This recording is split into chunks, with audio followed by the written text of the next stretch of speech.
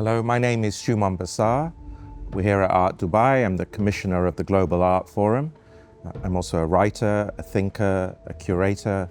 Some of my books include The Age of Earthquakes and The Extreme South, both of which I have done with Douglas Coupland and Ulrich Obrist.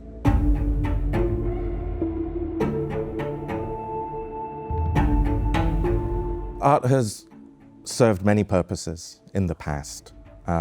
It's never been one thing. I think to say that X or Y is an artist can mean many, many different things. On the one hand, it can be producing beautiful decorations for the house of a very wealthy person, something that looks nice, that is aesthetically pleasing, that maybe has some kind of investment quality to it.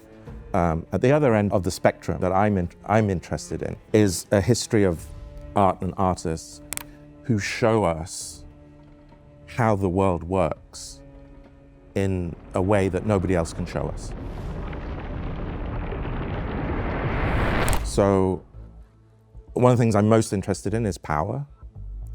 And I think power often is at its most robust and at its most effective when we can no longer see it, right? Power becomes invisible, and at its moment of invisibility, it's actually at its most captivating.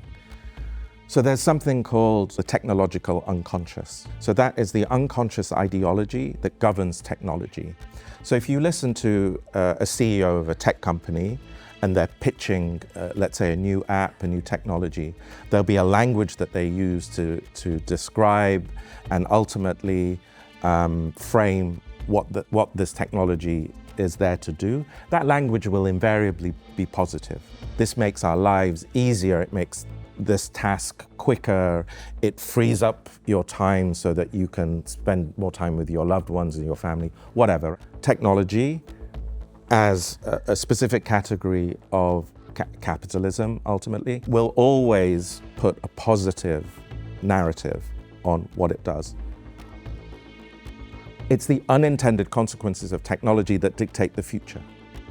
So it's precisely what the technologians do not tell us that really is what matters about technology. Some advocate that we shouldn't build autonomous systems or killer robots at all. What's your take on that? I love killer robots. And is really what will determine how it will affect us. Now, this is what I call the technological unconscious. And so what certain artists have done throughout time is actually reveal that technological unconscious through the language of art. Now, the first person to do that was Marcel Duchamp. You know, simply by putting a bicycle wheel upside down on a table, we're looking at a bicycle wheel as an object, no longer as a functional item that is invisible. Same, of course, with the famous urinal.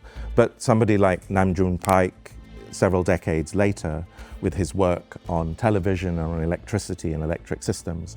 More recently, people like Trevor Paglen, for example, and his essay, Invisible Images from 2017 is really important because what he's essentially talking about is the invisibility of digital power and how this is embedded in huge systems throughout the world, telecommunication systems, weaponry systems, military systems, but they actually become invisible.